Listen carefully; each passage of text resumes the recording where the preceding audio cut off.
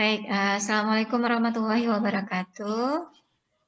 Waalaikumsalam. Waalaikumsalam warahmatullahi wabarakatuh.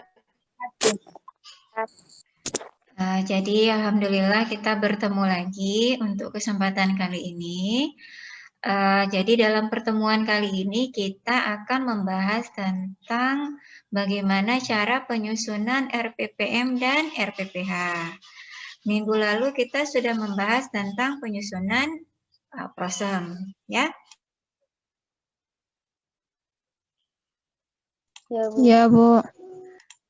Nah, saya share dulu bahannya.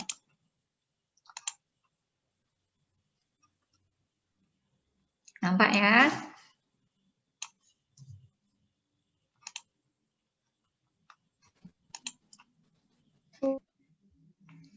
Oke, nah ini bahan kita pembelajaran tentang rencana pelaksanaan pembelajaran. Itu kepanjangan dari RPP, Rencana Pelaksanaan Pembelajaran. Nah, RPP ini kita pakai dalam pembelajaran di sekolah PAUD. Nah, yang pertama harus diingat, RPP ini harus dibuat sebelum pelaksanaan pembelajaran. Jadi, kalau kita melakukan sebuah pembelajaran tanpa ada rencana pelaksanaan pembelajaran, itu berarti secara kompetensi pedagogik seorang guru tidak siap. Ya. Nah, kemudian rencana pembelajaran ini harus mengacu kepada karakteristik anak. Karakteristik anak itu terdiri dari usia, sosial budaya, kemudian kebutuhan individual anak. Nah, usia ini kan beda-beda. Kalau anak PAUD dia usia 0 sampai 6 tahun. Nah, kemudian alokasi waktunya juga berbeda-beda berdasarkan 0 sampai 6 tahun. Jadi ada anak yang umurnya 0 sampai 2, 2 sampai 3, 3 sampai 4, 4 sampai 5, 5 sampai 6.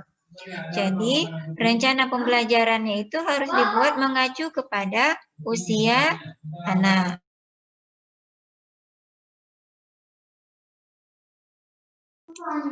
Nah, kemudian ada sosial budaya.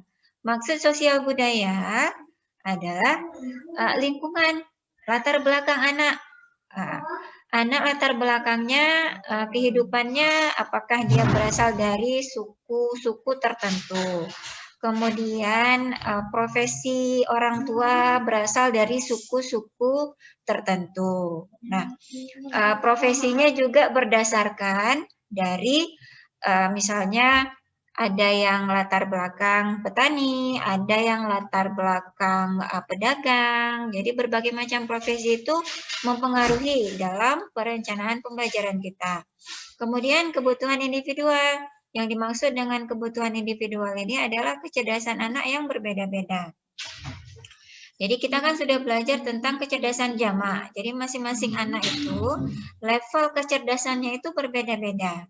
Jadi ada anak yang kuat di bahasanya, ada anak yang kuat di kinestetik, ada anak yang kuat di matematika. Dan ada kecerdasan-kecerdasan yang lain. Jadi pada saat kita membuat RPP, kita harus mempertimbangkan kebutuhan-kebutuhan individual dari anak-anak tersebut. Nah, kemudian kenapa kita harus membuat RPP?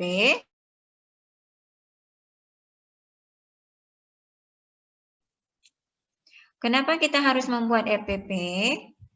Yang pertama adalah sebagai acuan guru dalam melaksanakan pembelajaran.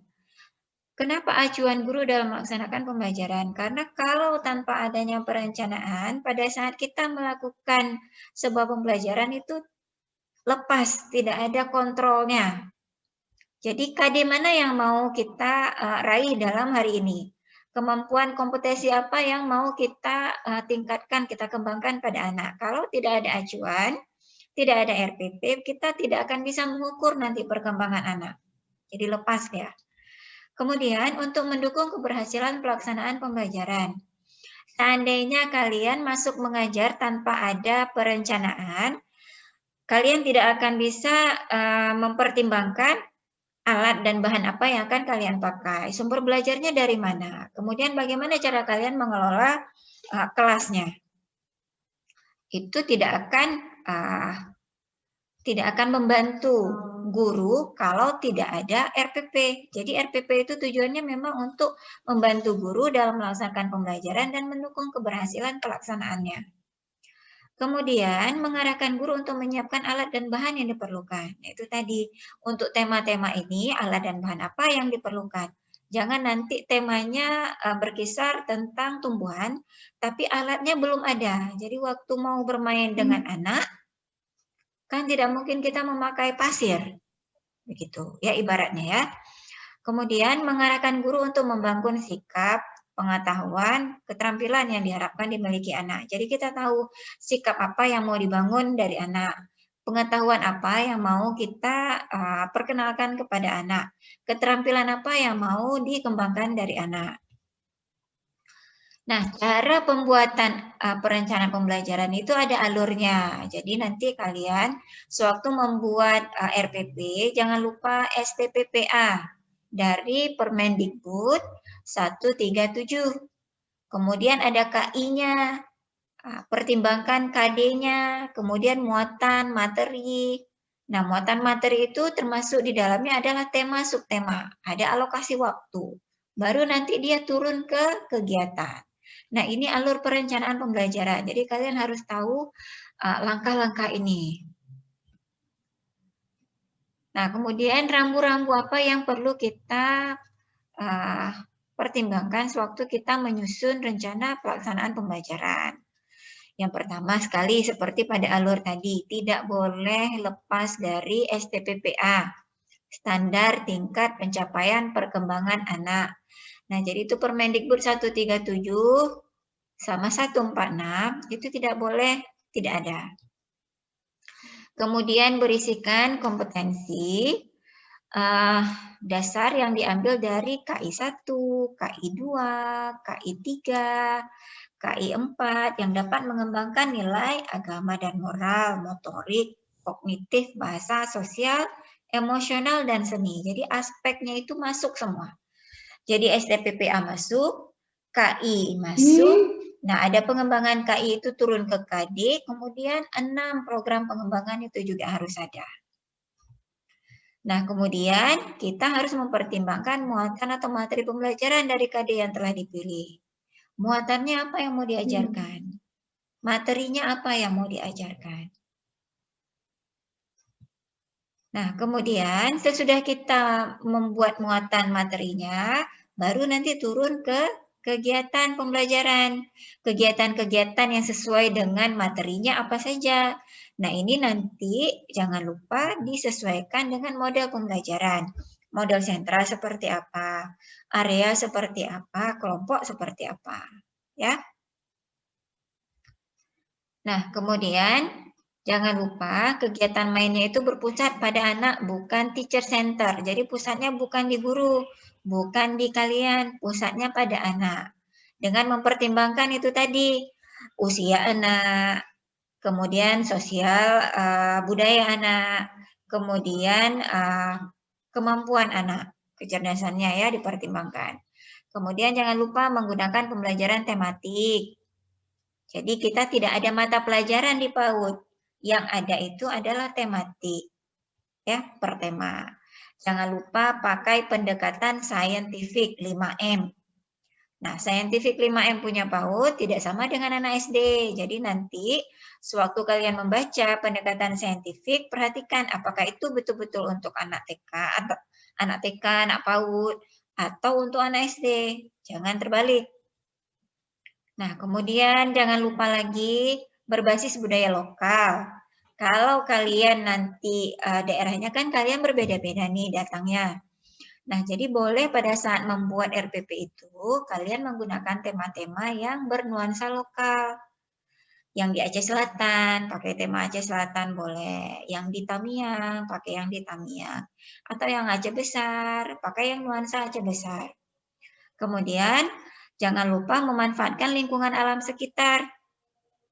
Kalau kalian PAUD-nya itu terletak di daerah pesisir, maka gunakan alat-alat atau sumber belajar yang sering ditemukan di lingkungan pesisir. Kalau dia di pegunungan, seperti Gayolwes misalnya, nah itu pakai alat dan bahan yang bermanfaatkan dari lingkungan alam sekitar untuk media bermainnya. Jadi anak dekat dengan lingkungannya dan itu akan lebih mudah dipahami oleh anak karena konsep dasar PAUD kan, anak itu dia belajar sesuatu yang konkret bukan yang abstrak. Jadi apa yang dia lihat dulu. Jadi kalian nggak usah memperkenalkan terlebih dahulu hal-hal yang jauh dari anak, tapi perkenalkan apa yang dekat dengan anak. Jadi sepakat kita ya, kalau untuk pembelajaran di PAUD, itu dia merujuk pada KD.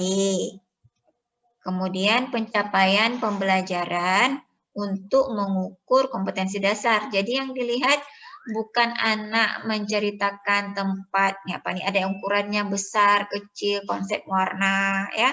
Jadi di konsepnya itu bukan pengetahuan akademik, tapi kemampuan anak. Nah, kemudian pembelajaran PAUD itu bukan menekankan pada penguasaan materi, tapi proses belajar. Jadi anak senang. Kan anak kan kalau di PAUD itu harus belajar sambil bermain atau bermain sambil belajar. Jadi harus mainnya itu tidak lepas dari belajar. Kalau hanya belajar saja tanpa tidak ada main, maka unsur menyenangkan itu hilang. Dan itu tidak boleh hilang. Kalau sudah hilang berarti pembelajaran kita sudah tidak ideal lagi. Dan anak kemudian prosesnya harus saintifik, ya. Kemudian pada pembelajaran PAUD, hal yang terpenting itu adalah proses belajar yang menumbuhkan anak senang belajar, senang melakukan proses saintifik. Jadi kita tidak akan terlalu mengejar materi, yang kita pastikan adalah anak senang dulu pada saat proses pembelajaran, walaupun kita merencanakan.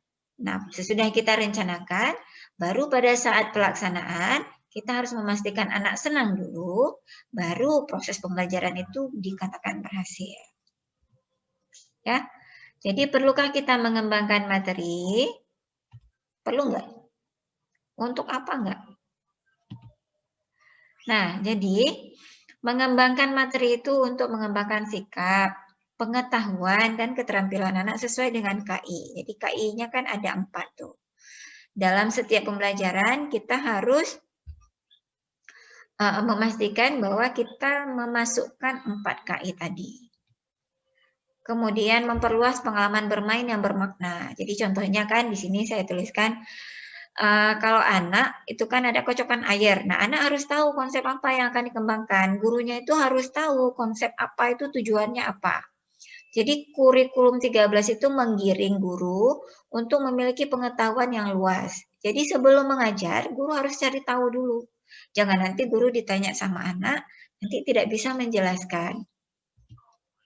Kemudian, materi ini juga untuk menumbuhkan minat belajar anak. Jadi ke dalam RPPH itu ada yang namanya motivasi untuk kegiatan esok hari.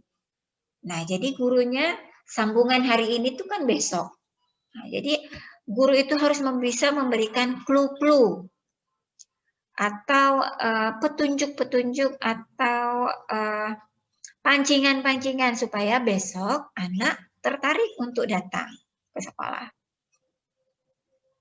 Caranya bagaimana? Yang pertama, kalian itu sebagai seorang guru, calon guru, itu harus paham inti muatan dari setiap KD. Kemampuan apa yang diharapkan dari KD tersebut? Kalau misalnya mengenal, misalnya kan ada kata-kata mengenal di KD. Nah, apa yang diharapkan dari mengenal? Materinya itu apa? Kemudian, pahami keluasan cakupan materi yang termuat dalam KD. KD kan sedikit nih. KD itu kan cuma ada berapa tuh? KI 1, KD-nya 2. KI 2, KD-nya berapa? 15. KI 3, KD-nya berapa? Tapi cakupannya itu luas masing-masing KD. Misalnya di sini kan, di KD 36 itu ada konsep bentuk. Jadi bukan satu saja. Dia ada bentuk, ada warna. Ya. Kemudian Pahami kedalaman materi yang sesuai dengan tahap perkembangan. Perencanaan anak itu usianya berapa? Kalau di KD tidak disebutkan usia, tapi harus sesuai tahapan perkembangan anak.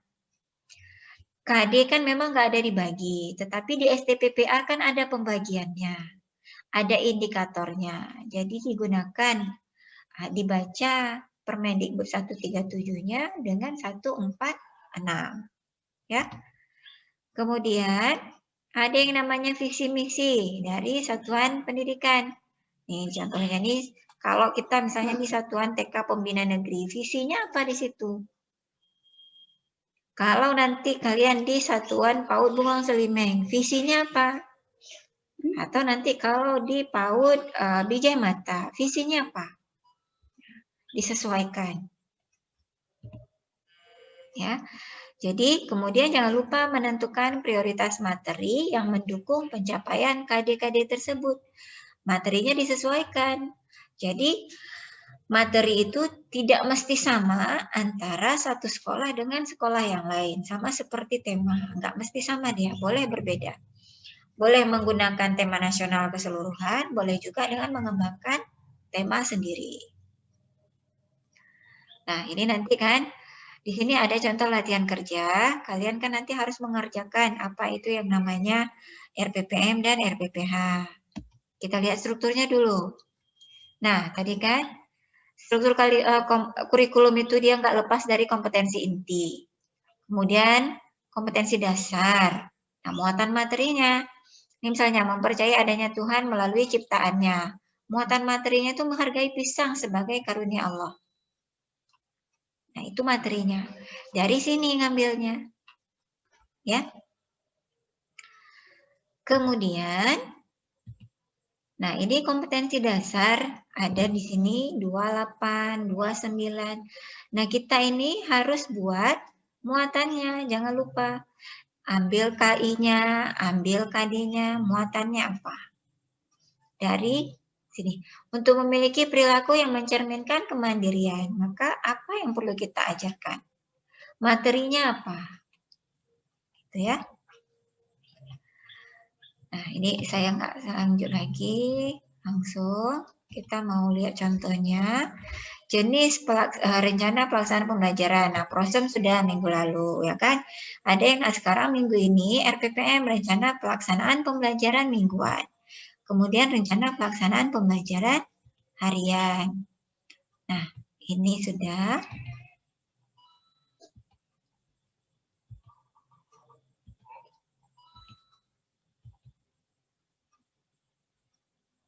Ini sudah juga ya. Nah, sekarang RPPM. Nah, ingat ya, RPPM ini dia turunan dari Prosem. Jadi kalau minggu lalu sudah membuat Prosem, maka minggu ini membuat RPPM itu akan lebih mudah. Karena dia turunan dari Prosem. Ya, jadi kita tinggal susun. Turun dari Prosem itu temanya apa? Turun dia jadi 1 minggu. Isinya ada subtema, muatan materi pembelajaran, dan rencana kegiatan. Ya. Kemudian, muatan materi pembelajaran itu dikembangkan dari KD, dihubungkan dengan tema, subtema. Kemudian, waktu kita memilih kegiatan, nah itu kita harus mampu mewujudkan muatan-muatan itu berdasarkan materi-materi yang sudah kita pilih, kegiatannya apa saja. Jangan sudah dipilih, nanti tidak dilaksanakan. Nah, kemudian kegiatan yang ada rutinitas tuh di dalam RPPM dimasukkan dalam SOP. Misalnya, ini kan paling sering kan kita di awal ada berdoa, bernyanyi, ada pembiasaan surat-surat pendek. Nah, ini masukkan ke SOP. Kita kan juga sudah membahas SOP kan? Nah, kan ada SOP pembelajaran. Nah, ini contohnya. Nah, ke dalam SOP dimasukkan. Ya. Nah, ini contoh RPPM. Jadi jangan lupa, sewaktu pembuatan RPPM ini ada nama TK-nya atau nama PAUD-nya. Ada semester, ada minggu, ada tema, ada kelompok usia, ada KD-nya. Nah, KD-nya pun harus KD-nya jangan lupa dari KI 1 ada, KI 2 ada tandanya, ada KI 3, awalannya 3, ada KI 4. Jadi semuanya harus ada. Kalau tidak ada, tidak boleh. Nah, kemudian ini kan subtema. Subtema ini dari mana kita ambil? Subtema ini ngambilnya dari tema yang sudah kita buat di Prosem. Nah, baru kemudian buat muatan materinya apa. Dari itu buku ini, muatan materi pembelajaran ini apa yang kita mau ajarkan. Kemudian baru diturunkan ke dalam rencana kegiatan.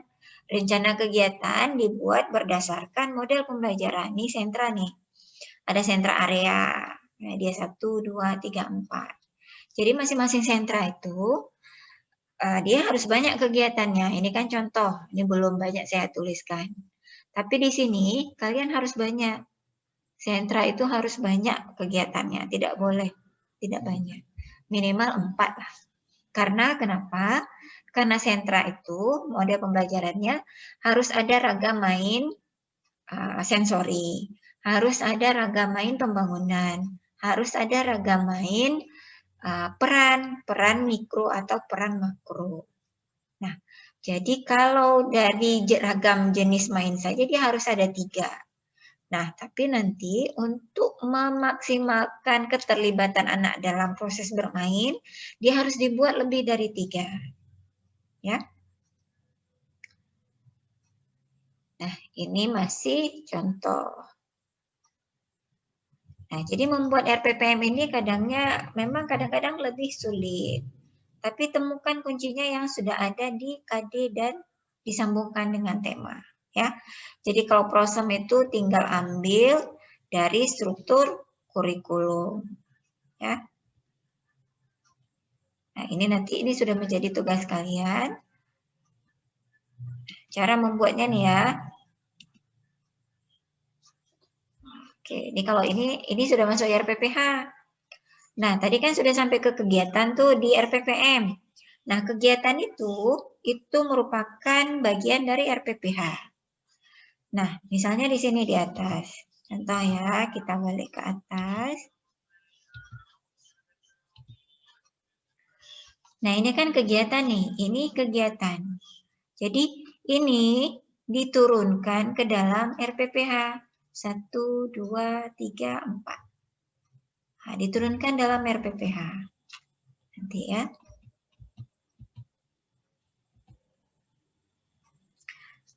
Nih, cara buat RPPH teknisnya, pilih beberapa kegiatan yang ada di RPPM. Sesuaikan dengan pendekatan pembelajaran yang digunakan oleh lembaga. Kegiatan harian itu harus ada pembuka, harus ada inti, harus ada penutup. Nah, penyusunan kegiatan hari ini kalian sesuaikan sama kondisi sama potensi yang dimiliki satuan pendidikan. Kemudian disesuaikan dengan visi dan misi. Kondisinya, potensinya ini masuk dengan visi dan misi. Nah, kegiatan harian ini dibuat oleh guru, pendidik, boleh perorangan, boleh per kelompok. Misalnya dia guru kelas, dia mau buat sendiri, diperbolehkan. Atau buat kelompok, buat rame-rame. Nah, jadi harus ada ini yang diingat. RPPH harus ada nama lembaga, semester, minggunya minggu keberapa, harinya hari apa, tanggal, kelompok usia. Tema, subtema, harus ada materi muatan pembelajaran. Kegiatan pembelajaran yang mengandung pembuka, inti, penutup. Kemudian kegiatan main minimal 4 variasi kegiatan. Minimal ya. Kemudian ada alat dan bahan. Dan harus ada rencana evaluasi. Nah, ini harus ada instrumen penilaiannya. Nah, sama seperti RPPM tadi, kegiatan yang bersifat rutin bisa dijadikan standar operasional prosedur. Kan ada SOP pembelajaran. Nah, kemudian jika KD atau muatan materi pembelajaran belum didapatkan anak pada tema dirancang, maka KD tersebut dapat terus kembangkan pada tema yang lain dengan bentuk kegiatan yang berbeda. Jadi jangan nanti berpikir bahwa tema ini sudah membahas KD ini. Nah, jadi minggu depan KD-nya harus ganti. Kalau memang anak belum mampu untuk mengembangkan KD tersebut, belum terlihat perkembangannya, maka KD tersebut boleh diulang minggu lalu, minggu depan, ya. Nah, ini contohnya. Ini ya harus ada semester. Nah ini harus ada nih identitas. Kemudian materinya apa? Dibuatkan. Kemudian alat dan bahan. Nah ini pembukaan. Ini kan tadi penerapan SOP pembukaan. Nah kenapa dituliskan di sini SOP? Karena ini sudah menjadi pembiasaan. Kalau pembukaan itu ngapain aja? Dia ada bernyanyi, ya kan? Ada mungkin salam-salaman. Nah, itu dimasukkan ke dalam SOP pembukaan karena sudah setiap hari. Nah, kemudian nah ini rencana kegiatannya. Ini ada sistematikanya. Ya. Yang penting harus ada pembuka. Enggak dulu, pembuka. Inti. Kemudian ada penutup. Kemudian ada rencana evaluasi. Itu yang harus dilihat pada RPPH. Nah, model RPPH dia ada beberapa macam. Boleh kalian pakai model deskripsi narasi, ini narasi modelnya, diperbolehkan.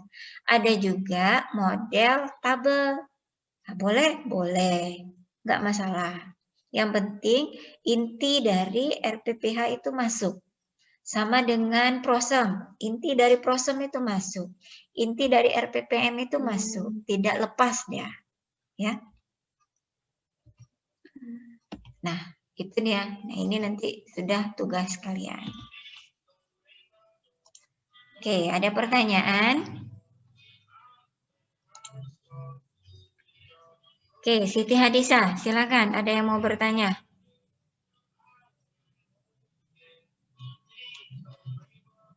Siti Hadisa, suaranya nggak ada tuh.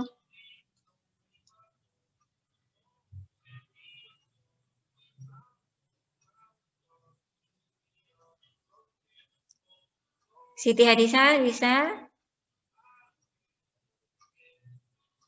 Kalau nggak ada suaranya, coba tulis di chat saja pertanyaannya.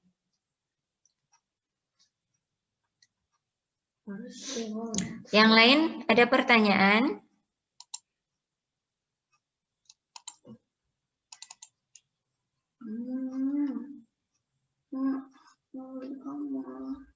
Oh ya Allah, aku kamar tadi. Bu, saya mau bertanya, Bu. Ya, silakan. Ibu, saya mau bertanya tentang itu, Bu, pendekatan saintifik 5M itu, Bu. Maksudnya gimana, Bu? Pendekatan saintifik 5M. Kalau di PAUD kan kalian kan sering mendengar pendekatan saintifik, di mana pendekatan saintifik itu harus ada. Kemudian pendekatan saintifik antara masing-masing jenjang pendidikan itu berbeda-beda, nggak sama. Ada urutannya itu tidak sama antara yang punya PAUD dengan punya SD. Ya kan? Kalian tahu apa saja pendekatan saintifiknya? Ada yang tahu 5M, semua awalannya 5M. Ada? Masih ingat nggak pelajarannya? Yang pertama kan mengamati dulu. Ya kan? Itu kan berarti M1. Kemudian yang kedua anak menanya, kemudian mengumpulkan informasi, menalar, dan mengkomunikasikan. Nah 5M itu harus terjadi dalam proses pembelajaran dari pembukaan, kemudian inti sampai penutup. Prosesnya itu boleh berulang-ulang dan tidak harus berurutan. Begitu. Ya, itu 5M, pendekatan saintifik. Nah, ada lagi? Ya, Bu.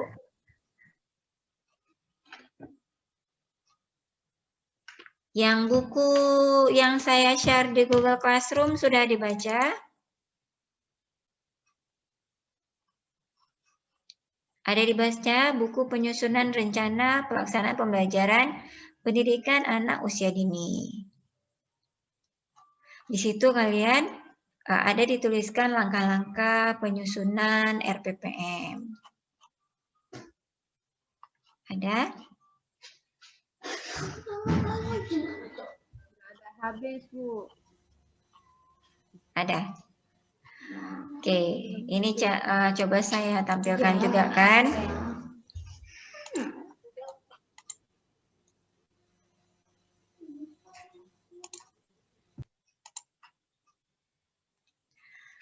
Apa dan bagaimana menyusun RPPM? Tadi ya, harus ada identitas program layanan. KD yang dipilih harus ada materi pembelajaran, harus ada rencana kegiatan. Nah, ini contohnya. Kalau ini contoh awalnya, harus ada ini dulu. Nah, kemudian kalian bisa memilih menetapkan KD, ya, materinya. Nah, jadi di buku ini sudah ada. Nah, ini format kolom. Pakai format tabel ada di sini contohnya. Jadi nanti kalian bisa melihat langsung KD-nya apa yang sudah dipilih untuk 1 minggu. Untuk tema diriku, subtema tubuhku. Nah, materi pembelajarannya apa saja di sini. Jenis kegiatannya apa saja. Nah, untuk RPPM, dia jenis pembelajaran ini tulis 1 minggu. 1 sampai 15. Boleh lebih. Karena kan dalam 1 minggu itu minimal ada 4 kegiatan yang diambil untuk 1 hari. Kalau kita belajarnya 6 hari, berarti 6 kali 4 itu kan paling kurang harus ada 24 kegiatan. Untuk tema diriku atau tubuhku. Nah, diambil beda-beda juga boleh. Misalnya hari ini 1, 3, 5, 6. Nanti minggu depan 2, 3, 9, 12. Hari selanjutnya nanti 4, 7, 10, 13. Boleh ditukar-tukar, tapi yang pasti dalam 1 minggu itu harus dipersiapkan kegiatan yang banyak. Sehingga kita akan mudah untuk membuat RPPH. Nah, ini nanti turun ke RPPH.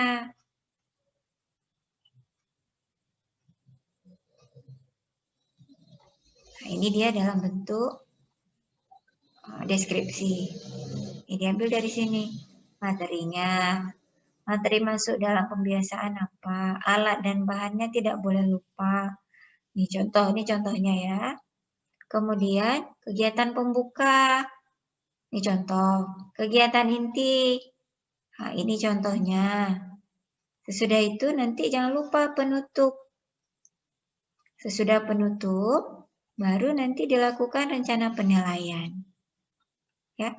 Nah, di sini di buku ini ada bahannya. Jadi silakan dibaca. Tidak banyak, hanya 24 halaman. Dari 24 halaman itu bisa membantu kalian menyelesaikan penyusunan RPPM dan RPPH. Ya. Nah, ini ada contohnya beberapa. Jadi bisa dipakai sebagai acuan. Ya. Nah, ada pertanyaan lagi? Cut Ulia, silakan. Ibu, tadi kan Ibu ada nampakin tuh kegiatan yang di RPPM yang minimal 4 Ibu bilang tadi tuh. Ya. Nah, itu keempat-empatnya turunin ke RPPH, Bu. Kalau di RPPM itu kan banyak kegiatannya. Hanya saja kadang-kadang dia ditulis per sentra. Kalau per sentra, kenapa ditulis per sentra? Karena kegiatan di sentra persiapan tidak sama dengan kegiatan di sentra seni.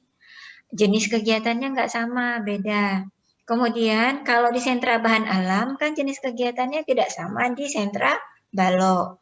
Jadi masing-masing di sentra itu dia dipersiapkan minimal 4. Begitu, minimal 4. Tapi kalau yang barusan saya perlihatkan, itu kan tidak ada pembagian sentra.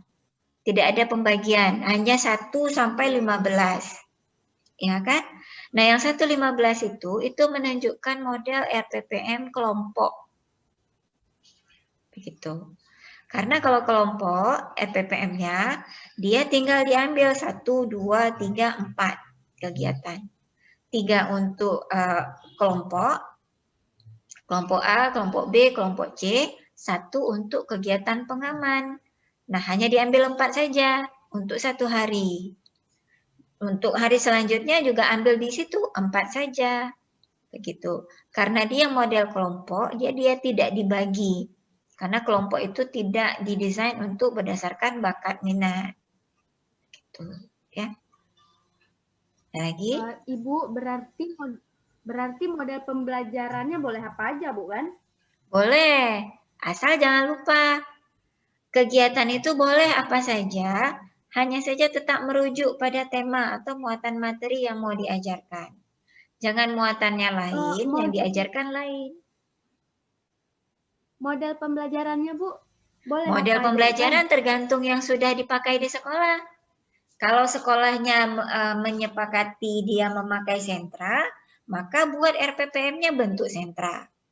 Kalau sekolahnya menyepakati menggunakan model kelompok, maka buat RPPM-nya kelompok. Begitu. Sehingga nanti waktu diturunkan ke RPPH, maka dia akan lebih mudah kalian mengambil kegiatan. Gitu. Ada lagi? Ada lagi yang mau bertanya? Sudah jelas, ayo ini kesempatan bertanya. Nanti sudah membuat. Jangan waktu sedang membuat nanti baru bingung karena tidak mau bertanya. Nah, ini sedang ada kesempatan bertanya, langsung bertanya. Atau perlu saya yang tanya? Saya tanya nih. Nggak tahu mau tanya apa, Bu, karena belum mulai buat. Kalau udah buat nanti baru udah dapat masalah, baru kamu tanya. Ibu. Tuan. Berarti ya? itu cara buat ya, Bu. Cara buat RPPM sama RPPH-nya tuh beda sama yang di buku yang Ibu yang untuk acuan tadi yang Ibu kirim di Google Classroom, Bu. Enggak sama, enggak beda. Yang pertama yang harus kalian ingat itu adalah poin-poin apa yang harus ada di dalam, saya perlihatkan lagi ya, poin-poin apa saja yang harus ada di dalam RPPM. Waktu kita membuat RPPM, ini kan yang tadi saya share ini, yang ini. Ini RPPH, ini RPPM. Ini dulu yang harus ingat. Yang merah-merah ini kalian baca. Rencana pelaksanaan pembelajaran mingguan itu berisikan identitas program layanan. Ini identitas nama PAUD-nya harus ada. Kemudian KD yang dipilih itu harus ada. Materi pembelajaran harus ada. Rencana kegiatan harus ada. Nah, kalau yang tadi saya perlihatkan di dalam ini juga tetap ada. Ya.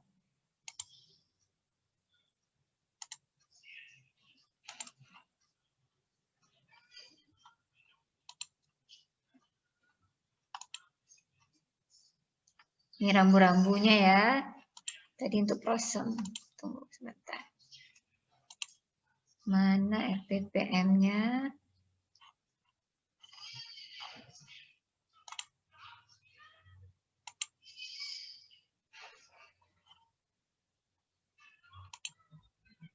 Nih, ini kan sama dia. Harus ada subtema, muatan materi pembelajaran, dan rencana kegiatan. Diturunkan dari program semester. Nah, dia dibuat 1 minggu. Nah, muatannya dihubungkan. Kemudian memilih kegiatan ini sudah sama dengan yang tadi memilih kegiatan pembelajaran. Kemudian kalau yang bersifat rutinitas itu dimasukkan dalam SOP. Kalau identitas memang harus ada dari semua RPP. Apakah dia RPPM, apakah dia RPPH, atau dia prosem. Harus ada. Nggak boleh nggak ada. Jadi nanti nggak boleh kalau nanti saya tulis identitasnya di prosem saja, RPPM nggak usah lagi. Anda boleh. Nah, harus ada di RPPM, harus ada di RPPH. Dan itu harus punya sendiri.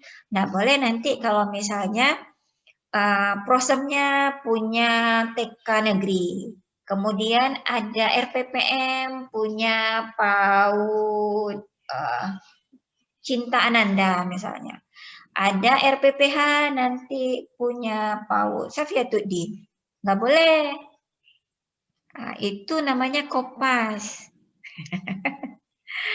Kopas itu menunjukkan gurunya itu tidak menggunakan kemampuan pedagogi. Nah, kalau kemampuan pedagogi nggak dipakai, profesional juga tidak dipakai, berarti kan kalau ambil-ambil punya orang berarti kan nggak profesional tuh. Nah, berarti rugilah jadi guru. Gitu. Jadi tetap berdasarkan buku itu tadi, kamu baca buku itu ada aturannya, diikuti step by step, itu dapat. Ya. Oke, coba Asmaul Husna dulu. Ibu, Ya. jadi kan kemarin kami buatnya 10 tema. Ya. Kalau di RPPM ini kami nanti tema aja Bu, dan ini kan turunan dari RPPM. Ya, tapi kan saya nggak suruh RPPM-nya untuk 1 semester kan? RPPM-nya 1 minggu. Berarti kalau RPPM-nya 1 minggu, nanti RPP-nya 1 hari saja. RPPH-nya sesuai dengan judul. Jadi nanti kalau prosem kalian buatnya minimal 17 minggu, maksimal 22 minggu. Sesudah itu kalian minggu ini membuat RPPM selama 1 minggu. Hanya saja kalian perlu mengingat sekolah yang akan kalian buat itu bentuk pembelajarannya mau bentuk pembelajaran seperti apa? Apakah sentra, apakah area, atau kelompok? Kalau sentra, dia harus dituliskan seperti contoh tadi. Sentra seni. Di rencana kegiatan. Sesudah sentra seni dituliskan, kemudian baru kegiatan apa saja yang ada di sentra seni. 1, 2, 3, 4, 5. Begitu. Ya, area begitu juga. Kalau area harus ditulis area pasir misalnya, ya kan? Sewaktu area pasir, nah itu kegiatannya apa saja? 1, 2, 3, 4, minimal 4. Gitu. Nah, kemudian kalau untuk model kelompok, dia tidak perlu dituliskan kelompok A, B, C, tidak. Tapi di rencana kegiatan itu 1, 2, 3, 4, 5, 6, 7, 8, 9, 10, 11, 12, 15. Nah itu boleh, tidak masalah. Karena kalau misalnya di RPPM kelompok, sewaktu kita menurunkan ke RPPH, tidak ada aturan yang mengatakan bahwa oh dia harus urutan 1, harus urutan 2. Enggak ada. Jadi dia boleh nomor 1, nomor 3, boleh nomor 6. Hanya saja dia harus minimal 4 dalam 1 hari kegiatannya. Karena secara dapodik, rombel itu kan ada 15 orang anak. Rombel itu ada 15 orang anak. Nah, kalau 15 berarti anak kan dibagi 3 kelompok. Kelompok 1, kelompok 2, kelompok 3. Tambah 1 lagi kegiatan pengaman. Berarti ada 4 kegiatan yang harus dilakukan dalam 1 hari. Begitu. Ya. Nah, jadi di prosem ada 10 tema. Ambil 1 tema. Dalam 1 minggu itu kalian kan ada tema apa yang kalian kembangkan? Subtema apa yang kalian kembangkan dalam 1 minggu? Ambil tema itu 1. Enggak harus tema pertama, boleh tema mana saja. Tapi harus ada di dalam prosem. Jangan nanti temanya Tema di prosem kamu tema A, B, C, D, E. Begitu di RPPM muncul tema Z. Nah itu nggak boleh. Nggak boleh karena tidak merujuk ke prosem. Jadi harus ada di prosem temanya, baru turun ke RPPM. Nah, dari RPPM kegiatannya nanti turun ke RPPH. Jangan pula nanti waktu di RPPM kegiatannya A, B, C, D, E, F, G, di RPPH muncul kegiatan di luar A, B, C, D, E, F, G, muncul H, I, J, K, L, M, N yang tidak tertulis di situ. Nah, itu nggak boleh juga. Jadi apa yang dituliskan di prosem turun ke RPPM. Apa yang dituliskan di RPPM turun ke RPPH. Begitu ya. Oke, ada lagi yang mau bertanya? Husna sudah? Bu, Mbak. Enggak, Bu. Ini, Bu, satu lagi, Bu. Ya. Bagian punya kemarin tuh berarti nggak masuk dia ke RPPM, Bu. Bagian yang Kan mana? di bagian akhir tuh ada puncak. Bagian Puncak tema? di program semester kemarin kan Masuklah puncak tema. Tunggu dulu. Puncak tema kan di akhir masing-masing tema. Nah, kadang-kadang temanya itu kan nggak habis dalam 1 minggu. Puncak tema itu kadang-kadang kalian habiskan dalam 1 bulan. Kadang-kadang 3 minggu baru habis 1 tema. Kalau misalnya 1 tema habis 1 minggu, tuliskan puncak temanya di hari apa terakhir. Nah, itu masukkan dalam kegiatan RPPH. Di hari dilaksanakan puncak tema.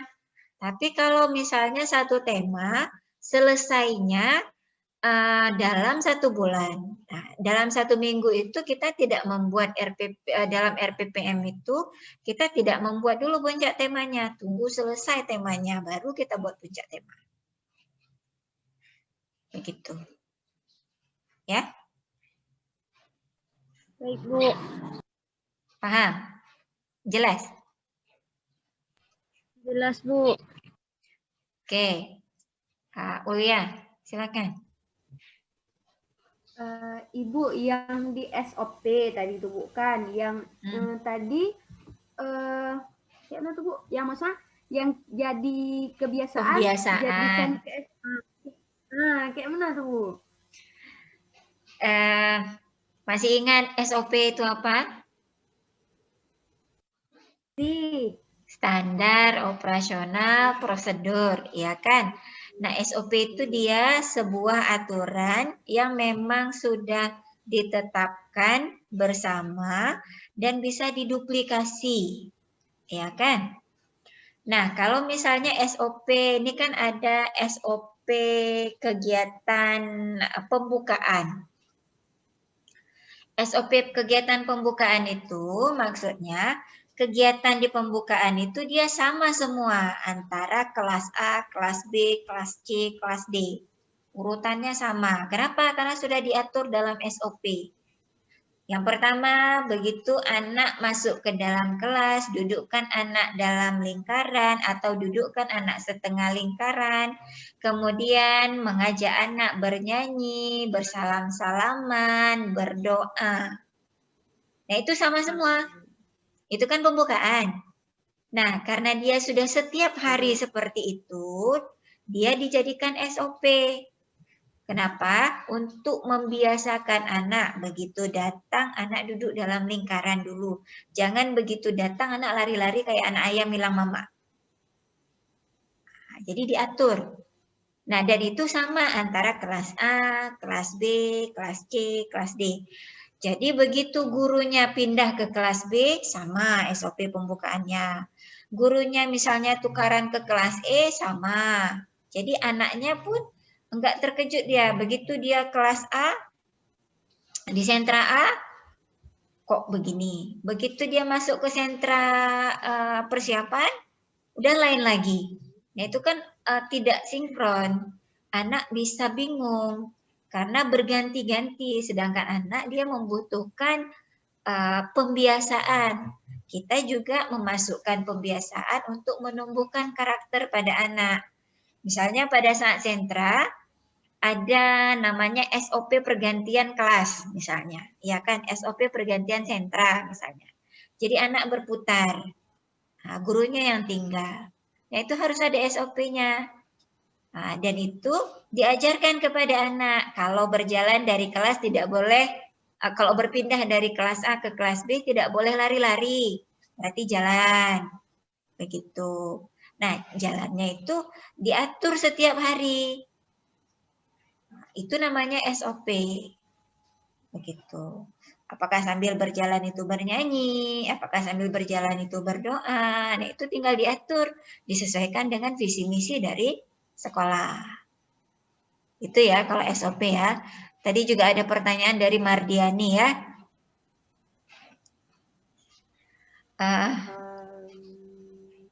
Dibahas pembukaan SOP itu ditulis lagi Bu atau bagaimana? Nah, yang dimaksud dengan SOP pembukaan, kalau dalam RPPH itu dituliskan.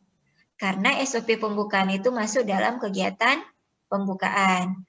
Dan di RPPH itu harus ada kegiatan pembuka, inti, penutup.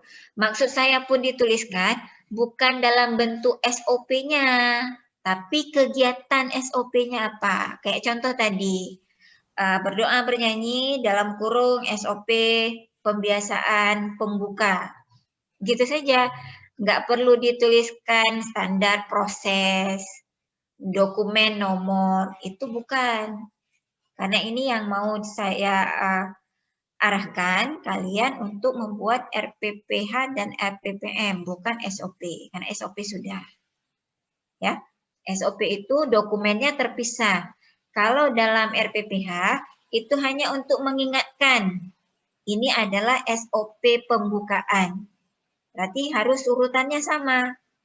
Nah, urutannya di mana lihatnya? Dalam SOP. Gitu. Dalam lembaran SOP tadi. Gitu ya. Oke, ada lagi? Ibu, berarti yang kok misalnya nanti kita buat SPP. Di tempat saya hujan nih. Suaranya besar dikit. Berarti bukan kok misalnya kita buat di RPPH di kegiatan awal, di kegiatan pembukaan ini kan sama nih semua Bu. Apa? Maksudnya sama kegiatannya semua. Berarti boleh kita buat aja sesuai dengan SOP atau kita tulis satu kegiatannya Bu. Karena kalian masih belajar, bagusnya tuliskan dulu kegiatannya. Tapi nanti sesudah kegiatan itu tuliskan di situ SOP pembiasaan apa, karena itu kan SOP pembelajaran, ya kan? Nah, jadi tuliskan di situ boleh. Tapi yang penting nggak dituliskan juga nggak apa-apa juga sebenarnya, karena sudah diatur tersendiri dalam SOP. Tapi karena kita masih belajar, belum praktek, nah, jadi kan belum terbiasa. Jadi tulis kegiatannya apa saja. Jadi nanti sewaktu kalian misalnya mau mengajar, dudukkan RPPH-nya di samping, kalian bisa lihat urutannya apa saja. Begitu. Pertama, menyapa anak. Kedua, atau pertama mengucapkan salam. Kedua, menyapa anak. Bertanya kepada anak, apa kabar hari ini. Itu dituliskan satu-satu. Jadi itu nanti memudahkan kalian pada saat praktek. Gitu. Ya, jadi karena langkah-langkahnya sudah ada. Karena waktu praktek, kalian itu pasti super gugup. Kalau tidak ada tulisan di samping sebagai pemandu, biasanya dia lepas kontrolnya. Yang seharusnya nomor 1, lari nomor 3 dulu. Belum sempat bilang Assalamualaikum, udah kenalan nama ibu. Padahal Assalamualaikum belum. Tapi kalau misalnya ada di RPPH itu kalian dudukkan di pinggir, kan sudah tertuliskan. 1, mengucapkan salam. Nah, yang di situ kita bisa 1 apa? Kita ikuti. Nah, bagi guru-guru yang calon guru, itu akan sangat memudahkan. Gitu. Ya. Ada lagi?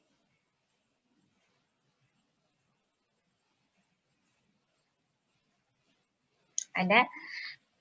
Sekali lagi ya, saya mengingatkan. Prosem itu acuan tema, alokasi waktu, puncak tema, KD. Dari situ kemudian turun ke RPPM. Tema yang ada di prosem, KD yang ada di prosem, alokasi waktu yang ada di prosem turun ke RPPM. Di RPPM tambah dengan materi dan rencana kegiatan. Nah, dibuat berdasarkan model pembelajaran, area, kelompok, sentra. Kemudian dari RPPM itu turun ke RPPH. Di RPPH nanti jangan lupa pertama identitas.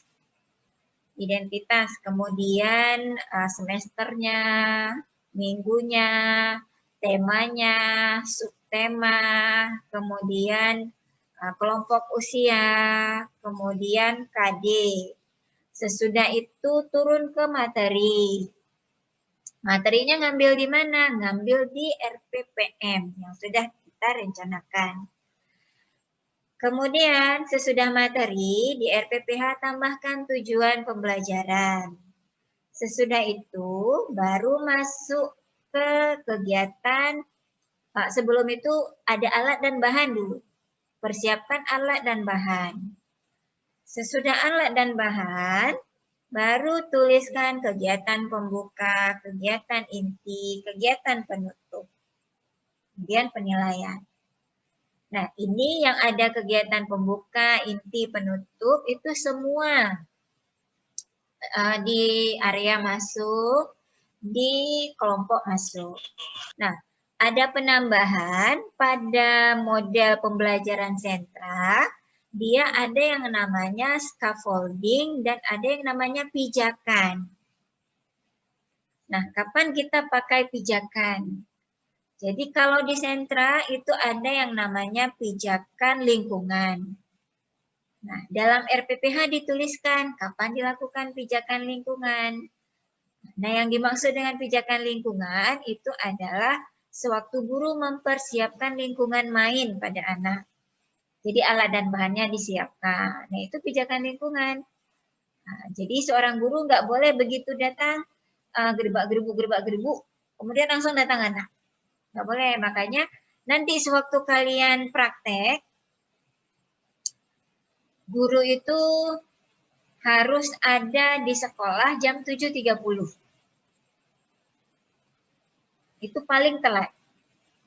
Kenapa? Karena harus mempersiapkan lingkungannya dulu untuk anak bermain.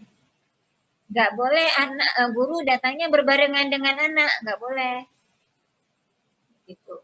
Nah, kalian kan sekarang kalau misalnya tatap muka,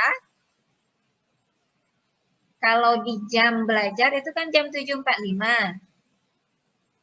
Tapi nanti kan ada negosiasi sama dosen. Biasanya jam 8. Kalau nanti kalian PPL, nggak boleh lagi. 7.30, peng, sudah ada di sekolah. Kenapa? Karena kalian harus mempersiapkan dulu lingkungan main pada anak. Kemudian ada yang namanya pada sentra itu pijakan sebelum bermain. Jadi sebelum anak bermain, anak akan didudukkan dulu dalam lingkaran. Nah, ditanya dulu pengalamannya hari ini apa. Dihubungkan dengan tema. Hari ini tentang tanaman hias misalnya. Jadi ditanya anak, pernah lihat ini? Kalau di rumah dia bunga mamanya seperti apa, bunga uminya seperti apa, tumbuhan yang ada di sekelilingnya seperti apa, pernah cium bunga ini atau tidak, pernah makan bunga ini atau tidak. Jadi dihubungkan dengan lingkungan dan dihubungkan dengan tema yang akan dibahas. Nah, itu pijakan sebelum bermain. Kemudian pijakan yang ketiga, pijakan saat bermain.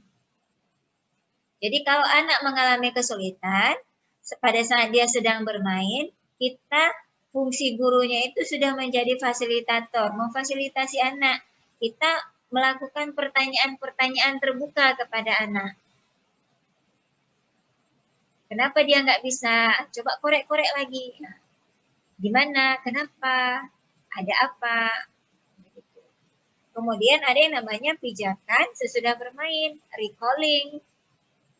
Sesudah anak bermain, anak beres-beres, didudukkan kembali. Nah, ditanya kembali, apa yang sudah dia mainkan?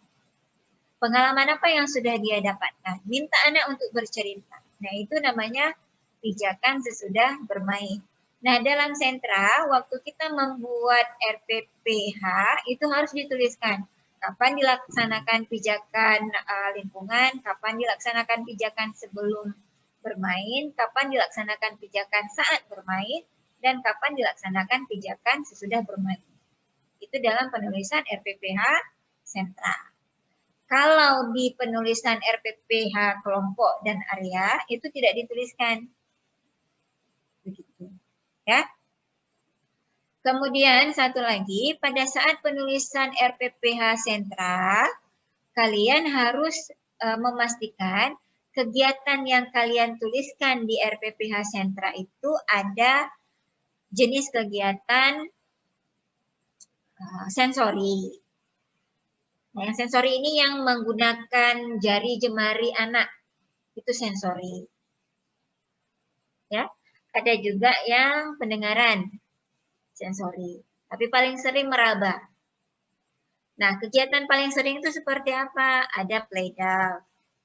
Ya kan, anak main dengan playduff itu kan pasti dia pakai jari. Ada juga pakai ublek. Tahu kan ublek kan? Ublek itu seperti pasir, tapi pasirnya basah, lengket. Ya. Nah, jadi dia tetap seperti playduff, tapi kalau playduff kan dia dari tepung. Kalau ublek ini bukan dari pasir. Jadi anak tetap bermain dengan menggunakan sensori jari.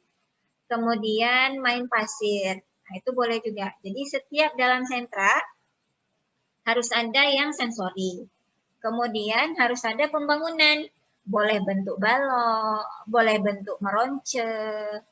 Nah, di mana meronce itu masuk dalam pembangunan? Dia kan membangun logika, membangun pola, membangun bentuk, membangun warna. Itu dia. Jadi kalau dinamakan main pembangunan, bukan serta-merta harus balok. Itu harus diingat ya. Kalau main pembangunan, dia bukan hanya membangun balok saja, tapi dia ada membangun logika, membangun pola.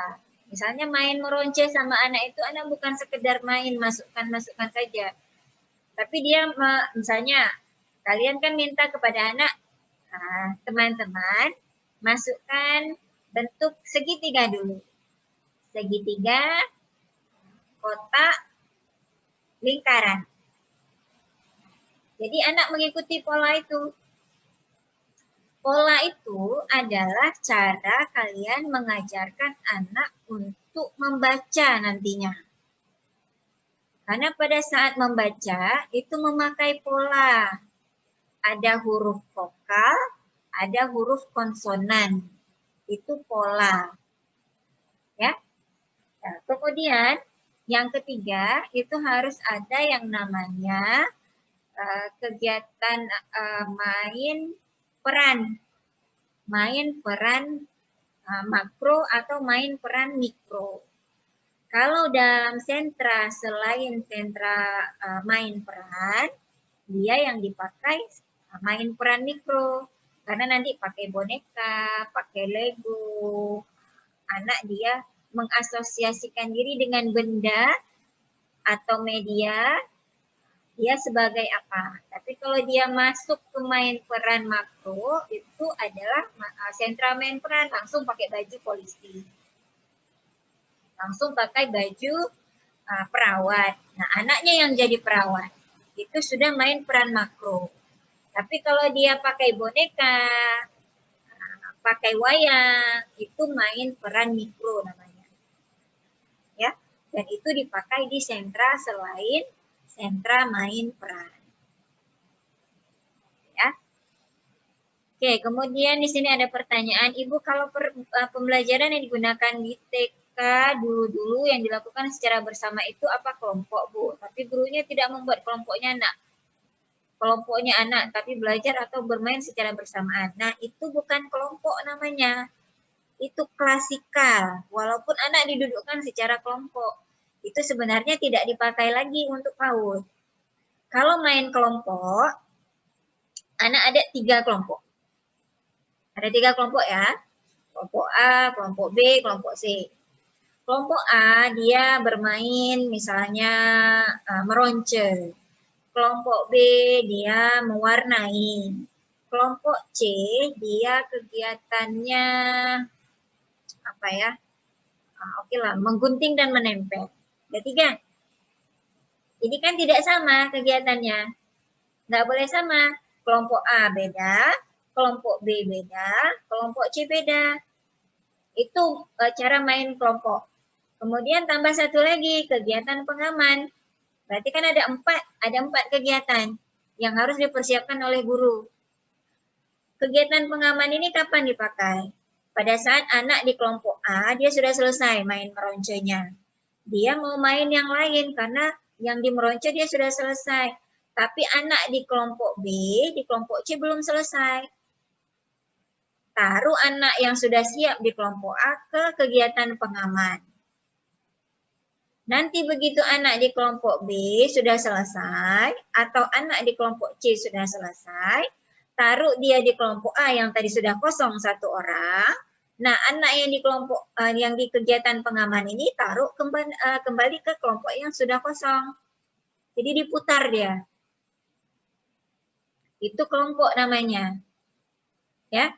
Tapi kalau didudukkan 3 meja, ada 3 meja A, B, C, tapi kegiatannya sama semua, nah itu bukan kelompok, itu klasikal namanya. Ya, itu pertanyaan Asmaul Husna ya. Oke, ada lagi yang mau bertanya? Ulya masih mau bertanya?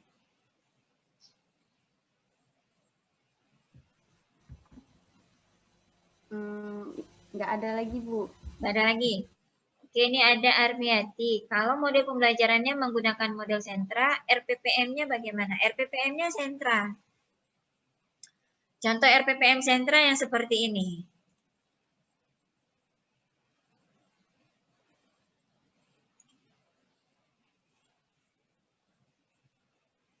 Nih, ada kan?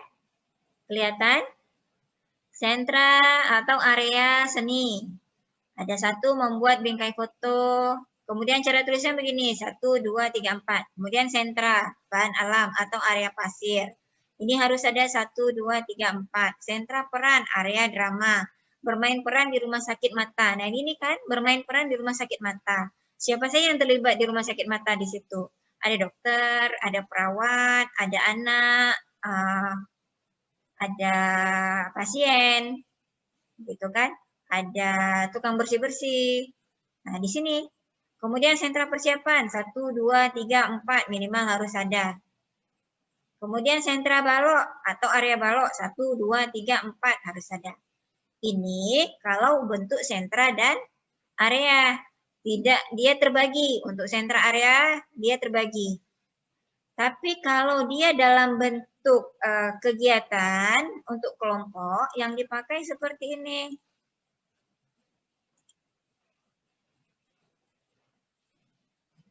Nih, ini bentuk kelompok seperti ini dia RPPM-nya.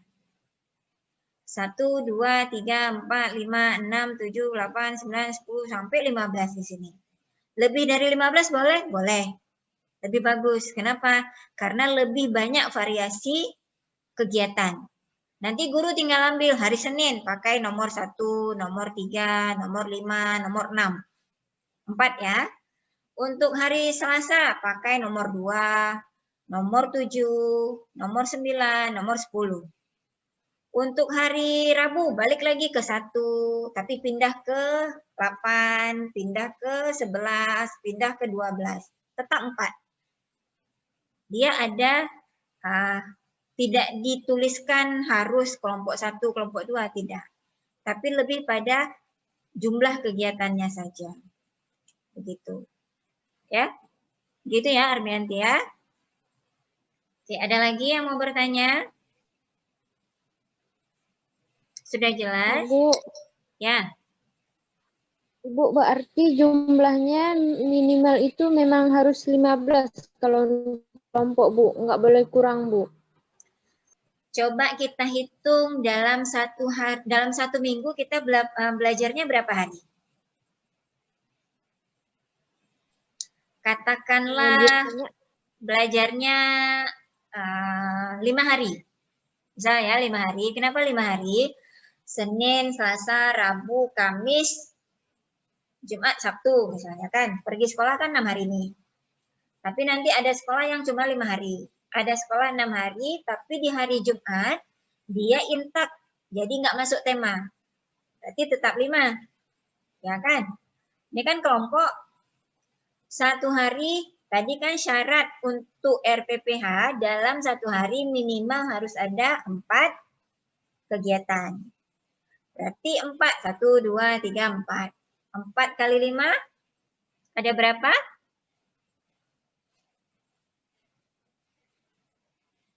Berapa? 20. Jadi sebenarnya untuk RPPM kelompok dia harus ada 20 kegiatan. Kenapa? Minimal ya. Sebenarnya untuk memudahkan gurunya. Karena nanti dia, kegiatannya nggak sama. Antara hari Senin, Selasa, Rabu, Kamis, Jumat itu nggak sama. Karena kalau sama kegiatannya, anak bisa bosan. Nah, kalau dampak anak bosan gimana? Ribut dia di dalam kelas. Karena dia nggak fokus. Jadi dia akan cenderung mengganggu teman atau mengganggu, merusak konsentrasi teman-temannya. Tapi kalau setiap hari kegiatan baru, anak akan semangat. Oh hari ini, besok ini lagi, lusa ini lagi. Nanti diulang lagi minggu depan, nah itu nggak masalah. Tinggal tukar-tukar. Gitu, sesuai dengan tema. Tapi jenis kegiatannya sama. Ya, kalau aduh ibu sakit kepala saya mikirnya 20, Bu 15 aja. Ya, boleh juga, boleh juga. Hanya saja nanti ditukar-tukar, tetap harus ditukar-tukar. Hari Senin ada 4, hari Selasa 4, hari Rabu 4. Itu kan dah 12. Nah kan, udah 3 hari kan udah hampir habis tuh stok. Stok kegiatan kita udah hampir habis. Karena tadi kita cuma buat 15. 3 hari udah 12. Nah, hari keempat. Pilih, campur. Misalnya satu yang di hari Senin ambil, satu yang hari Selasa, satu yang hari Rabu. Satu lagi yang belum pernah buat. Nah, itu untuk hari keempat. Hari kelima, pilih lagi. Boleh saja. Tapi kalau kalian bisa buat 20, itu akan lebih bagus. Begitu. Dampaknya nanti ke anak. Karena anak cepat bosan. Kalau kegiatannya itu aja. Terakhir nanti jangan salahkan anak. Kalau anak ibu kan nggak mau duduk dia di kursi. Waktu buat kegiatan. Ya bisa jadi anaknya bosan. Ya kan kegiatannya itu saja. Sebenarnya kita harus nunjuk ke sini. Apa yang perlu saya buat? Kenapa anaknya asik lari-lari aja? Coba lihat dulu diri sendiri. RPP saya sudah betul belum? Perencanaan saya sudah betul belum? Begitu. Ya. Oke, ini ada pertanyaan. Swidia. Di RPPM sentra yang harus ada 4 apanya? Yang harus ada 4 itu maksudnya kegiatannya itu minimal harus ada 4. Itu berlaku untuk semua kegiatan. Untuk semua RPPM, bukan hanya di... Oke, bahasanya salah nih. Kalau di RPPM untuk kelompok, itu tadi kan minimal 15, oke lah. Tambah 20, kalian senang, anak senang, kepala sekolah juga senang. Ya kan, aman soalnya selama seminggu. Kalau di sentra dan area, itu kan memang ditulis 1, 2, 3, 4. Kenapa? Karena memang harus ada minimal 4. Nah, masing-masing 4 itu pun nggak boleh kalian nanti sewaktu praktek menyiapkan hanya 4 alat main. Medianya harus lebih 4. Jenisnya, jenis kegiatan 4 jenis. Untuk sensori, jenisnya 1, main puzzle misalnya. Tapi puzzle-nya jangan 1 buah kamu taruh di situ. Kenapa? Anaknya itu kadang-kadang ada 3 anak yang mau main puzzle. Jadi sediakan 1 jenis itu ada beberapa alat main. Nah, yang harus ada 4 itu apanya? Itu jenis kegiatannya. Kegiatan 1 main puzzle, kegiatan 2 meronce, kegiatan 3 menggunting dan menempel, kegiatan 4 main ublek. Itu atau menjemur kata 4. Tapi kemudian di dalam prakteknya menjemur kata itu ada beberapa taruh dia. Jadi nanti kalau ada dalam satu kelas kan ada 15 orang anak. Kalau kalian cuma menyediakan 4 alat main, berarti hanya 4 anak yang bermain. 11 lagi nggak main dia. Nah, jadi sewaktu masing-masing 4 kegiatan itu harus lebih dari 1. Jadi semua anak itu dia memiliki kegiatan pada saat kalian melakukan pembelajaran. Begitu ya. Begitu Swidia ya. Ada lagi yang mau bertanya? Ibu, berarti kami nanti cuman buat 1 RPPM, kemudian RPPM itu diturunkan, kami buat 1 RPPH gitu ya, Bu? Ya. RPPH-nya 1 aja, Ibu? RPPH untuk 1 hari, RPPM untuk 1 minggu, RPPH untuk 1 hari. Ya, kan nggak mungkin RPPM kalian buat 1 hari. Kalau itu kan udah pasti namanya RPPH kalau 1 hari. Jadi RPPM buat kegiatan untuk 1 minggu. Tergantung model yang kalian pilih. Apakah sentra, atau area, atau kelompok. Kemudian RPPH-nya begitu juga. Kalau RPPM-nya sentra, jangan RPPH-nya kelompok. Ya, harus sama. Kalau RPPM-nya sentra, RPPH-nya juga bentuk sentra. Kalau RPPM-nya area, RPPH-nya bentuk area. RPPM kelompok, RPPH kelompok. Begitu. Ya. Ibu. Ya. Itu berarti kan misal kalau temanya misal kita pilih tentang diriku kayak itu berarti RPPH-nya tentang diriku juga kayak itu Bu ya? Ya, pasti. Jangan nanti RPPM-nya diriku, RPPH-nya tumbuhan. Mana bentuknya? Ya kan? Jauh, nggak boleh. Ibu. Ya. Kan yang di prosem temanya ada 10. Terus turunin ke RPPM. Ya. Yang diturunin ke RPPM itu pilih 1 tema aja, bukan? 1 tema saja dipilih untuk 1 minggu. Nah, nanti pas turun ke RPPH baru pilih baru ambil sub temanya, bukan? Ya, baru ambil 1 hari. Gitu. Nah. Yang lain? Ada lagi? Ini yang sering bertanya itu aja. Yang lain mana nih? Atau jangan-jangan saya cuap-cuap di sini, yang lain matikan videonya tidur.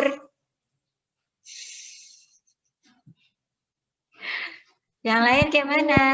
Ya. Siapa tadi? Yang mau bertanya? Silakan, ini masih ada kesempatan.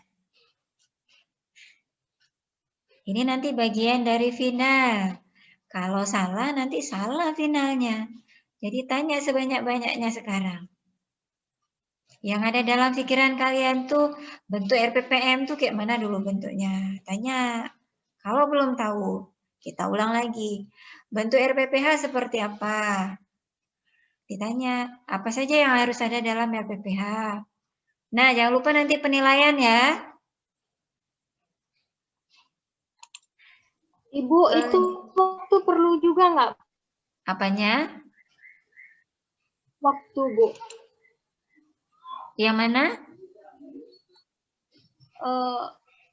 Enggak, Bu. Dulu kan pernah buat RPPH sama Ibu Zikra. Beliau tuh ajarin pakai waktu gitu, Bu. Misalnya nanti di RPPH, ya alokasi waktunya, Bu. Misalnya nanti di RPPH kegiatan pembukanya misalnya 15 menit gitu, Bu. Ya, pakai buat itu, pakai. Menit itu dipakai, dituliskan di samping kegiatannya. Di sini memang nggak kelihatan ya. Tunggu ya sebentar ya, saya ambil contoh lain. Karena begini, untuk kegiatan inti itu 60 menit. Ya, kegiatan inti 60 menit. Jangan sampai nanti sewaktu kalian membuat kegiatan dengan anak, pembukanya nanti 1 jam. Inti 15 menit. Nah, terbalik. Nggak boleh. Kalau untuk inti, dia 60 menit. Kalian kan sudah belajar tentang alokasi waktu, kan? Alokasi waktu anak. Belum, yang Bu. berdasarkan apanya tuh Bu, kayak SPS tuh ya, kayak untuk PAUD berapa gitu ya? Ya, misalnya kalau untuk anak TK berapa tuh? Berapa menit dia belajar? Kalau untuk anak KB berapa menit dia belajar? Kalau untuk anak TPA berapa menit dia belajar dalam 1 minggu? Ingat nggak? Paling kurang kalau untuk anak TK berapa menit? Ada 900 menit. Nah, kemudian 900 menit itu dibagi dalam 1 minggu. Coba kalian bagi 900 bagi 6. 900 bagi 6, nah itu nanti akan menentukan berapa hari anak belajar di sekolah. Belajar ya. Nah, tapi bukan berarti sejumlah itu saja anak berada di sekolah, bukan. Karena nanti anak kan biasanya di sekolah dari jam 7:30 sampai jam 11.30. Atau tergantung dengan program yang ditawarkan oleh sekolah. Oh, ada program pengasuhannya lagi. Nah, yang dimaksud dengan 900 menit itu adalah anak belajar di sekolah. Jadi kegiatan intinya tuh diperhatikan. Kegiatan inti harus ada 60 menit. Kemudian pembuka berapa menit, penutup berapa menit. Nanti ada lagi anak jadwal makan berapa menit. Kemudian anak ada kegiatan transisi berapa menit sejak awal. Nah, itu semua masuk dalam RPPH. Begitu. Ya. Jadi itu dimasukkan. Ibu, format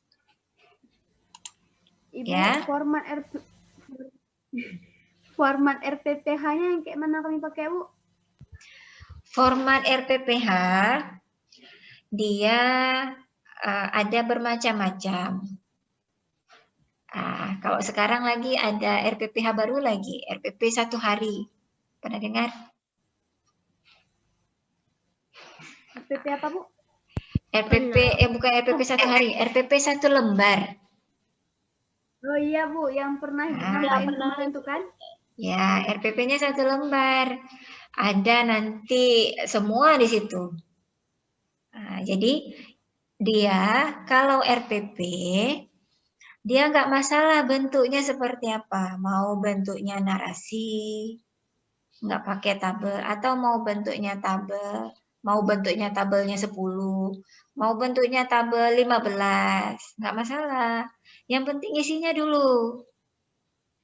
Oh, jangan nanti tabel cantik-cantik kali, warna-warni kali, tapi begitu kita lihat isi, tema nggak ada, rencana kegiatan nggak ada. Apa juga? Bukan tuh. Jadi mau bentuknya seperti apa, itu bebas. Tapi isi dalamnya harus ada, seperti yang tadi sudah kita bicarakan. Nggak boleh nggak ada tema di RPPH. Nggak boleh tidak ada rencana kegiatan di RPPM. Jangan nanti RPPM nggak ada rencana kegiatan. Jadi untuk apa juga kita buat RPPM? Padahal RPPM itu tujuannya untuk merencanakan kegiatan selama 1 minggu. Materinya apa saja, di situ dituliskan. Gitu ya. Jadi formatnya, misalnya dulu kalian pernah lihat dari pada saat observasi, oh seperti ini. Nanti pergi observasi ke sekolah lain, oh kok begini, lain lagi. Sama dosen satu lagi bentuknya kok begini. Sama Bu Dewi lain lagi. Pusing kalian, yang mana mau dipakai? Nggak masalah yang mana yang mau dipakai, tapi yang penting isi di dalamnya. Begitu. Ya, sama seperti kalian mau praktek. Mau praktek di sekolah ini nggak masalah, mau praktek di sekolah sana nggak masalah. Yang penting kalian mendapatkan pengalaman mengajar. Gitu. Yang salah itu kalau anak PAUD pergi ngajar ke SD, ke SMP. Nah, itu salah. Orang ilmunya beda. Ya. Oke, ada lagi? Ayo, siapa yang bertanya?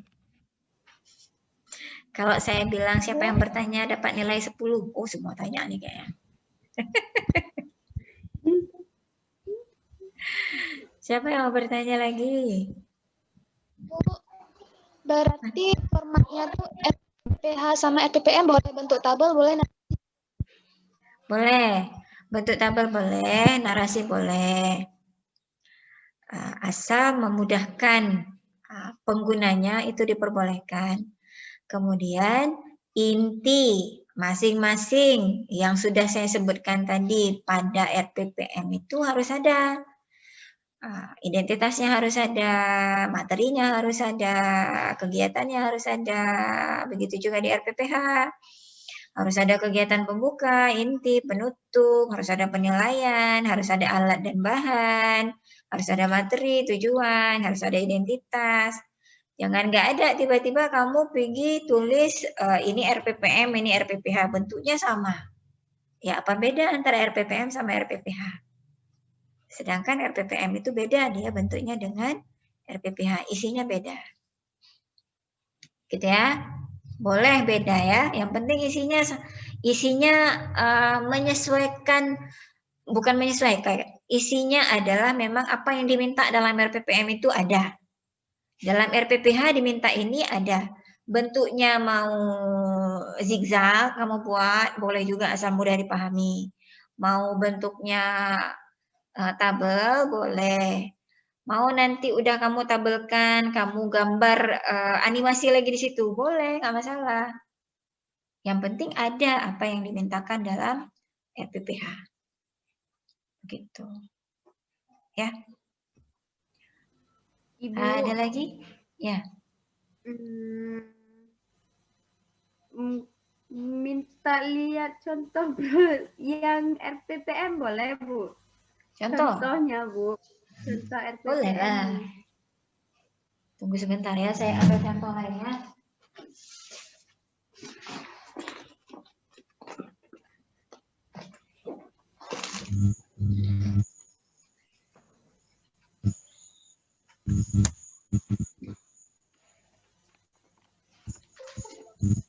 Nah, ini agak lama dikit kita cari dulu, tapi nggak masalah. Yang lain kalau yang memang mau bertanya sambil saya mencari bahan, boleh silakan. Bahan sosialisasi. Bu, tentang penilaian, Bu. Penilaiannya? Paham, Bu. Contoh penilaiannya? Ada, sebentar ya. Iya, Bu.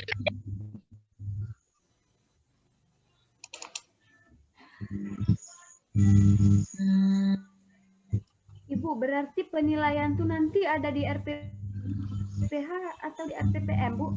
RPPH. Di harian, karena sesudah kalian buat materi, ada tujuan, harus dinilai. Apakah tujuan hari ini tercapai atau tidak? Nah, kalau enggak tercapai, di akhir dia dituliskan. Sudah kegiatan penutup. Nah, sesudah kegiatan penutup, nah itu baru dituliskan lembar penilaian. Oke, RPPM. Bentar ya.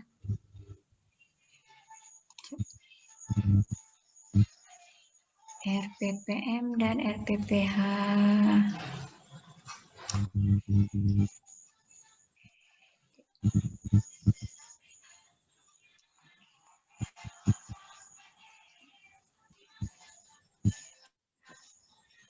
Ini saya perlihatkan yang punya kurikulum Aceh ya, contohnya ya yang dilihat RPPM. Oke, RPPH.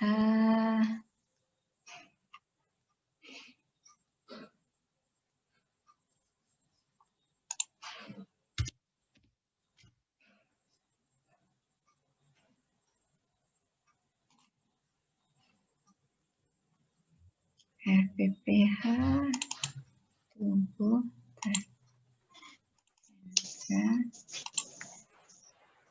ya.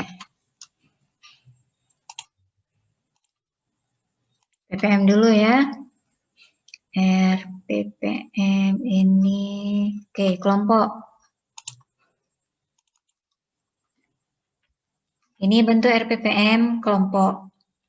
Jadi perhatikan ini harus ada RPPM. Dituliskan RPPM-nya, jangan nggak dituliskan. Nanti kalau nggak waktu mau dibaca, ini yang mana nih? RPPM, RPPH nggak jelas. Pokoknya RPP. Nggak boleh dituliskan. Kemudian, nama atau identitas dari PAUD-nya. Kemudian semester. Minggu, bulan, minggu. Temanya apa? Subtema. Kelompok usianya mana? KD-nya apa? Udah. Ini boleh ada, boleh tidak. Ini yang punya kurikulum Aceh. Punya kurikulum Aceh ada ini. Ya. Nah, ini dia. Ini nomor subtema, materinya apa? Rencana kegiatan. Nah, ini tadi, ini kan ada SOP-nya nih. Kegiatan pembiasaan. Nah, ini ada yang berlaku SOP karena ini diulang setiap hari dalam 1 minggu. Nah, ini kegiatannya. Nah, boleh sampai 11. Sini contohnya sampai 11 ya. Ini kelompok kayak tadi ya. Ini RPPM ya. Sekarang RPPH kelompok. RPPH kelompok.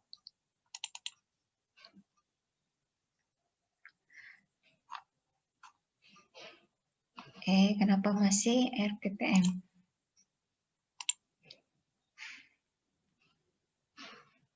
RPPH kelompok mana ya? Nah, ini RPPH-nya, ini bentuk tabel. Nah, tetap harus ada nama RPPH-nya, kemudian judul. Ini model kelompok. Semester, bulan, minggu, hari, tanggal, kelompok, usia, tema, subtema, materi. Tema, subtema, materi, alat sumber belajar, kompetensi dasarnya apa, tujuannya apa. Tujuan ini dari mana datangnya? Dari materi. Jangan materi Al-Fatihah, tujuannya Iqra. Beda. Jadi kalau materinya Al-Fatihah, ya Al-Fatihah, Al-Qari'ah, Al-Qari'ah, Al-Alaq, Al-Alaq, begitu. Ya. Ditambah dengan tujuan materi lain. Ini punya Aceh. Kalau kalian mau ikut boleh, enggak ikut, enggak apa-apa juga. Belum berlaku soalnya. Nah, ini kelompok ya. Nih, ada 45 menit, 60 menit, ya kan? Nah, ini nama kegiatannya apa? Kegiatan berkumpul, ini 60 menit, materi pagi 20 menit. Kegiatan berkumpul 4 menit, 40 menit ini pembiasaannya. Kegiatannya apa saja? Nah, dituliskan di sini. Keterangan, ini 5M pendekatan saintifik. Ini tidak kita bagi-bagi. Karena dia bisa saja terjadi. Tidak bersamaan. Kemudian, ini inti 60 menit. Nih, Ada 3 kelompok bermain dan 1 kegiatan pengaman. 1, 2, 3, 4. Ini kelompok. Anak yang sudah selesai mengerjakan 1 kelompok bahan, baru boleh mengerjakan kegiatan pada kelompok bahan yang lainnya bila tersedia tempat. Apabila tidak tersedia tempat, maka anak melakukan kegiatan pada kegiatan pengaman. Sudah, kemudian kegiatan penutup 40 menit. Ini maksud dengan kegiatan akhir. Ada beres-beres, ada recalling. Kemudian ada menyampaikan kegiatan yang dilakukan esok hari, kegiatan penenangan, berdoa, salam. Ini untuk RPPH. Nah, ini format penilaiannya. Ini format penilaian mengikuti KI. Kalau misalnya Ibu, di sini kami nggak taruh KI, tapi taruh KD, boleh tidak? Boleh. Karena di atas pakai KD. Atau Ibu, kami di sini nggak mau pakai KI, nggak mau pakai KD, kami mau pakai aspek. Kami mau mengukur berdasarkan aspek perkembangan. Tulis di sini nilai agama dan moral, nilai bahasa, kognitif, boleh. Nah, ini di sini. Nanti di sini tulis nama anak yang sudah masuk ke dalam, siapa yang bisa terbiasa mengucapkan doa sehari-hari tanpa perlu kita ulang. Langsung tulis di sini namanya. Ini harian. Nah, ini jumlah peserta didik kan 1 rombel 15. Kepala sekolah, guru kelas. Ini kelompok ya. Sekarang kita coba yang RPPM. Untuk kelompok sudah area. Ini RPPH salah saya. RPPM area. Nih. Area tetap ya. Judulnya RPPM, nama, kemudian semester, bulan, hari, minggu, tema, subtema, TK, kelompoknya kelompok berapa KD. Ini area. Area bahasa 1, 2, 3. Di sini saya tulis 3 tapi tambah 1 lagi nanti ya, 4 ya. Minimal 4 dalam 1 hari. Atau kalau area enggak ditulis 4 di sini enggak masalah juga karena dalam 1 hari berapa area kita harus buka? Dalam 1 hari untuk area yang dibuka itu adalah 4 area. Jadi dalam 1 area buat lebih dari beberapa kegiatan. Nah, kalau areanya dibuka 4, kemudian kegiatannya ada 3, 4 kali 3 sudah 12. Ya kan? Nah, kemudian masing-masing area itu disediakan lebih dari 1 jenis main. Jadi kalau untuk 3 masih diperbolehkan. Tapi untuk aman kalian tambah 4. Area bahasa, area pembangunan, area seni. Ini untuk 1 hari dibuka. Ya. Nah, tapi karena ini dia area RPPM, di sini kalian harus tambah sampai 10 sebenarnya. Kenapa? Karena dalam 1 minggu itu, kan dalam 1 hari dibuka 4. Hari Senin buka area bahasa, pembangunan, seni misalnya, kemudian nanti ada pasir. Itu kan baru 1 hari. Kemudian hari Selasa tambah lagi. Area apa lagi? Area seni musik. Iya kan? Area olah tubuh. Tambah lagi dia. Nah, jadi di sini, ini baru 3 yang saya tuliskan, tapi kalian tambahkan nanti untuk yang model area RPPM-nya. Area ini harus disediakan 10 area. Ya, jadi lebih. Jadi pada saat dalam 1 hari, dalam 1 minggu itu dipilih, kita tinggal memilih area apa yang mau dibuka sudah lengkap dengan kegiatannya. Ini area. Kita contoh, kita lihat contoh RPPH area. RPPH area. RPPM kelompok. Mana ya? Belum ada ya.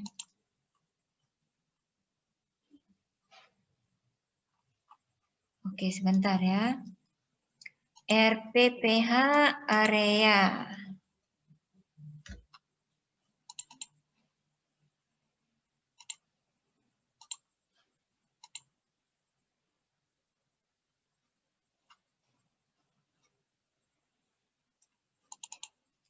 Nah, ini RPPH area, model area.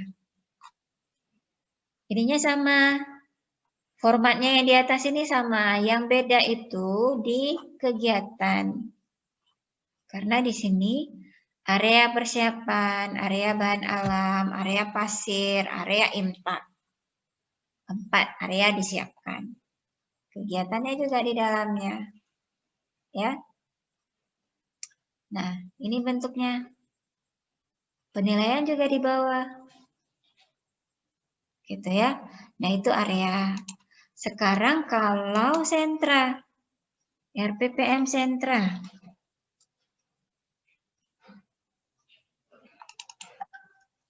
Nah, RPPM sentra ini sama di atas. Bukan nih. Ini bukan RPPM sentra. Nah, ini di bawah sentra. Jadi, sentra persiapan. Nah, ini dia ada banyak. Nah, 1, 2, 3, 4, 5. Sentra bahan alam. Sentra bahan bekas. Nanti kalau ditambah lagi sini sentra, ada berapa sentra dibuka? Nah, di situ ditulis. Kemudian, nih dimasukkan sensori, main peran, sensori, main peran, pembangunan. Jadi dituliskan yang mana main peran. Ini dalam rencana kegiatan. Ya, pembiasaannya tetap di sini. Ininya bentuknya sentra persiapan, bahan alam, sentra bahan bekas, sentra SMOT, sentra pasir, sentra imtak, ditambah lagi di bawah. Dituliskan jenis kegiatannya 1, 2, 3, 4, 5. Nah, ini bentuk RPPM. Kalau bentuk RPPH,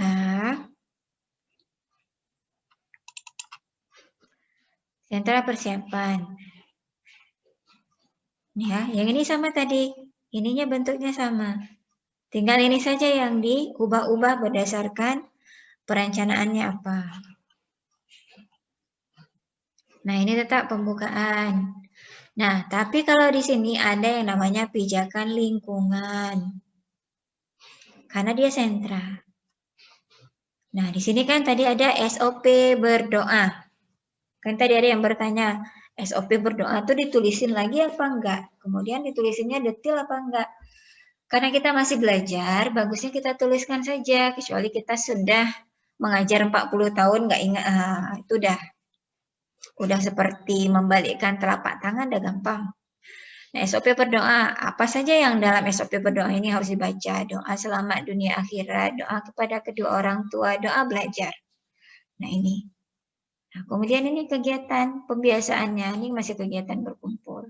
40 menit, 20 menit dari total pembukaan 60 menit. Kemudian ada inti 80 menit. Ini inti. Tapi yang pijakan saat bermain, ini adalah kegiatan inti bermain dia. 60 menit di sini. Ini pijakan sebelum bermain dia 20 menit. Nah, kemudian di sini sensori motor, pembangunan, main peran.